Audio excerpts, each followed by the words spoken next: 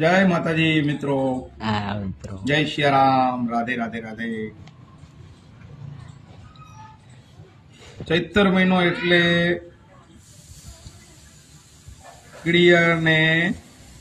કીડીયુને કીડિયારું પૂરવાનો મહિનો। આ વિડીયો બનાવવાનું એક જ કારણ છે કે કોઈ દેખાવ કે ઓલું નથી મિત્રો, પણ આપણે બને ત્યાં સુધી જેટલું થાય એટલું કીડિયારું કરીએ।